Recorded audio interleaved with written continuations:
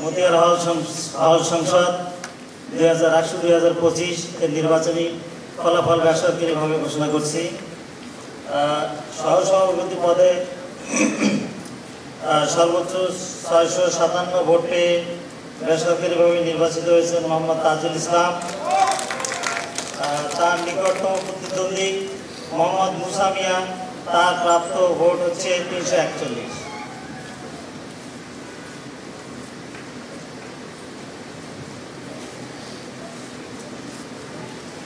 সাধারণ সম্পাদক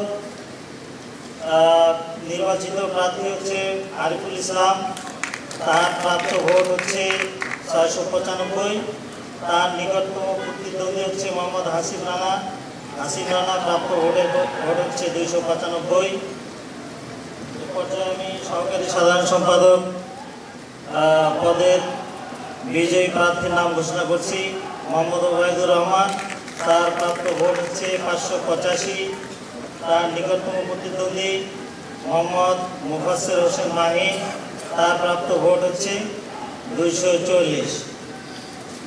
আমি মতিয়ার হল সংসদ নির্বাচনে যারা বিজয়ী হয়েছে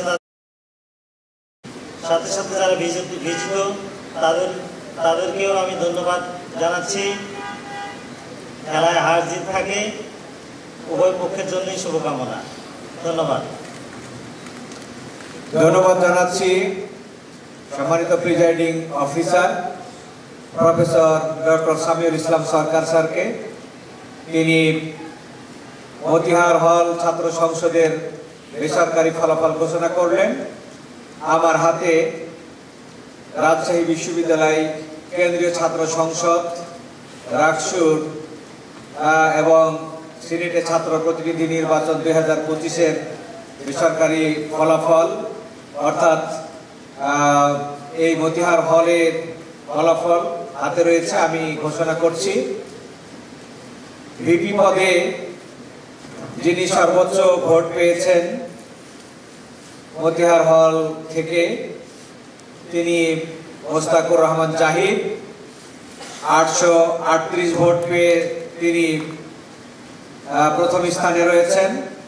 তার কাছাকাছি ভোট পেয়েছেন, তার নিকটতম অবস্থানে যিনি রয়েছেন তিনি শেখ নুরুদ্দিন আবিদ, 248 ভোট।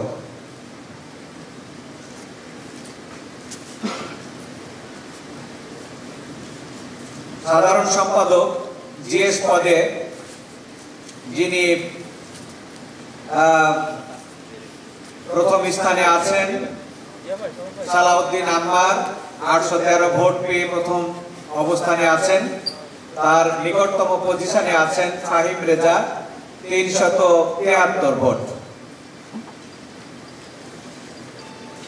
সহকারী সাধারণ সম্পাদক এজিএস পদে প্রথম স্থানে আছেন এসএম সালমান সাব্বির, 500 ভোট পেয়ে।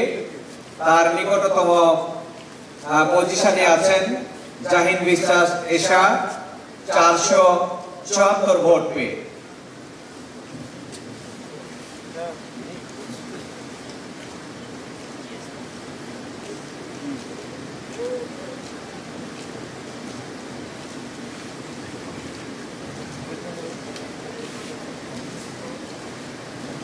সিনেটের ছাত্র প্রতিনিধি নির্বাচনে যারা প্রথম 5 পজিশনে রয়েছেন, প্রথম পজিশনে আছেন সালাউদ্দিন আম্মার, 889 ভোট পেয়ে।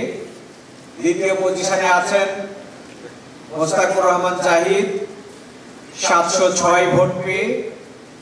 তৃতীয় পজিশনে আছেন ফাহিম রেজা, 583 ভোট পেয়ে।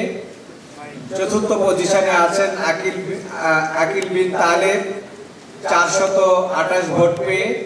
পঞ্চম পজিশনে আছেন মোহাম্মদ মানাজির আহসান, 363 ভোট পেয়ে। ধন্যবাদ সবাইকে।